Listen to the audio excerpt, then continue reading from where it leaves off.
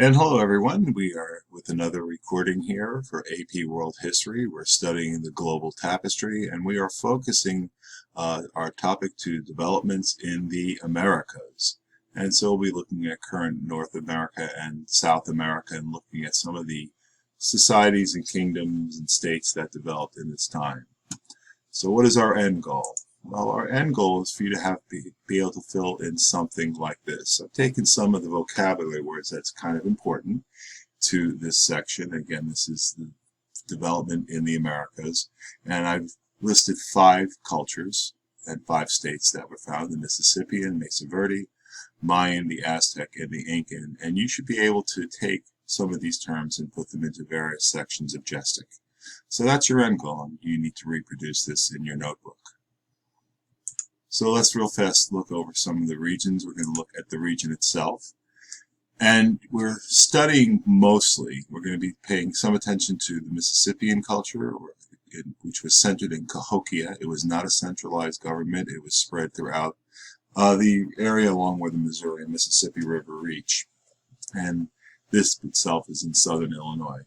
The Mesa Verde and the Chaco were in the southwestern United States. Then you have the Aztec Empire, the Mayan, and the Inca. We'll be talking a little bit about each of them. Some of the differences they had, some of the similarities. So you should use your reading, the textbook. This does not replace reading the textbook. You should definitely use that, and you should also be using the notes I provided you, which I am referring to now. So we're looking at what states developed in the Americas and how they changed over time. So we're going to start with North America. Present-day United States and Canada and Mexico. And the Mississippian culture is the one that dominates our attention here. This was a mound society, and what they did is they built these large monumental mounds that were about 100 feet high and 200 yards across. And these were used for religious and ceremonial purposes. The Cahokia were the largest grouping. They were decentralized, and they are in the southern Illinois region today. They had a very rigid class system and a caste system.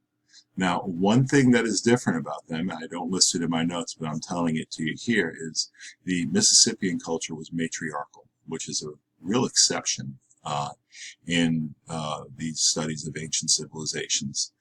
Basically, women were very much involved and engaged and taking leadership in most of the culture's affairs. The war chief would be a male, but it would be interesting. It would not be the male descendant of the past war chief. What would happen is if I am the war chief, my sister, if I had a sister, her son would be it, so that would draw its line through a woman. So this is something that's kind of different about them. They're formed around 400. They last for quite a while, and they just kind of disappear before the Spanish arrive. In the area, or anyone else arrives. We just have their remains and of their culture. Another group that was found in the southwest part of the current United States were the Mesa Verde and the Chaco. We're going to focus a little bit on the Mesa Verde. They built their housing. They were a large culture, a large civilization, and they basically dug out housing on the sides of cliffs, both of these groups. They disappeared with no reason given, but probably was due to extreme environmental changes in the region of the deserts. But they were a rather large society. They were decentralized. And again, one of the reasons they could support small units because of the food situation. And then probably as the weather got hotter is what caused them to basically just kind of disappear. Now we're going to go down south and we're going to look at the Maya. The Maya are not around. They basically disappear around 900 CE, and they're located in the Yucatan Peninsula. Okay, so it's in here, and they built a large city called Chichen Itza. It was a pyramid society, and the Mayan had an elaborate mathematics system, tremendous mathematics, tremendous engineering. They were city-states, with Chichen Itza as one of the largest city-states, and it would dominate other areas in the region here. In the Yucatan Peninsula, and as we start heading towards the Isthmus of Panama, but they didn't get that far. This civilization was a very strong basis in science and religion, with it centered around the sun. The astronomy was great. They built step pyramids for religious systems and also for intellectual devices. Wonderful contributions to mathematics, very highly developed in that area, and again, astronomy. To the north, at around 1325, you have the beginning of the Aztec or the Mexicas culture, and they're going to reach their height right before the Spanish come and take them over under Montezuma. Now, we talked about the Aztecs quite a bit already. Again, this is just a kind of a review, and we're going to be using this method a little bit more. Tenochtitlan is their capital city. The Spanish are amazed at it. We read an excerpt, and the Spanish man was talking about all that he saw and the evidence of the greatness of the Aztec Empire. One of the things that's very interesting about the Aztecs is they're what's called a theocracy. And that means that the ruling class and all the laws came from the religious leaders. And from the religious leaders, one who was deemed worthy would be made basically the ruler. And Montezuma would be an example of that. So religion was very important to them. The Aztecs, and they were polytheistic. They did place an emphasis, like the Maya do, on the sun, and the Inca will do the same thing. So that's kind of an interesting consistency that you have, because the Mayans are gone when the Aztecs are rising, and the Inca and Aztec were just so far separated and didn't have a lot of direct contact, but they kind of evolved into very similar patterns. Huge city, Tenochtitlan, bustling marketplaces, and we read the accounts of it.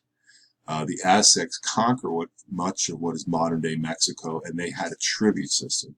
And the tribute system, basically, they would set a local governor who would come out from the midst of them, and he would be in charge of dispensing Aztec law, Aztec policies, and Aztec cultural practices to wherever the province he's in.